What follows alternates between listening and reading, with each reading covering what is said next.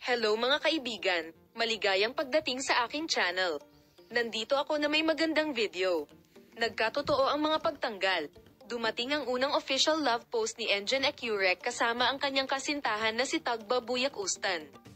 Tulad ng alam mo, ang sikat na aktor na si Engin Ecurek at ang kanyang kasintahang si Tagba Buyak Ustan ay nagkaroon ng bagong pag-iibigan noong Setyembre. Nagbahagi si Engin Ecurek ng larawan kasama ang kanyang kasintahang si Tagba Buyak Ustan sa unang pagkakataon. Comment sa First Love Powder ng Farm-O, ibinahagi ni Engin Ecurek ang bagong love wife kay Tagba Buyak Ustan sa social media noong Setyembre taong 2023. Wala pang opisyal na pahayag hinggil sa nag-aalab na mga paratang sa pag-ibig. Nabunyag ang relasyon ng mag-asawa sa ganitong post sa social media, kung saan niyakap nila ang isa't isa sa kanilang pribadong holiday.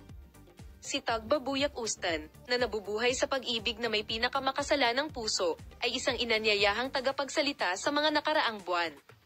Sa araw na iyon, ng buong puso, hindi niya iniwan ang kanyang kasintahan na nag-iisa at ibinahagi si Tagba Buyak Ustan sa kanyang kwento, na nagsasabing, "Ipinagmamalaki kita." Si Engin Ecurek, na nasa isang magandang relasyon, ay nagbahagi kamakailan ng isang serye ng larawan mula sa Sweden kung saan nagpunta siya sa isang ski holiday kasama ang kanyang kasintahan at mga kaibigan, at ang kanyang post ay nakakuha ng malaking pansin sa social media sa maikling panahon. Ang dahilan ay walang litrato sa mga larawang ibinahagi niya noon na ilang buwan nang hinihintay ng kanyang mga tagahanga. Ang punto kung saan ibinahagi ng gwapong aktor na ito ang kanyang unang opisyal na pag-ibig sa kanyang kasintahan na si Tagba Buyak Ustan ay nagmula sa mga nakakita ng trump card na ito, sa mga komento tulad ng "Salamat sa Diyos" o sa kanyang baywang.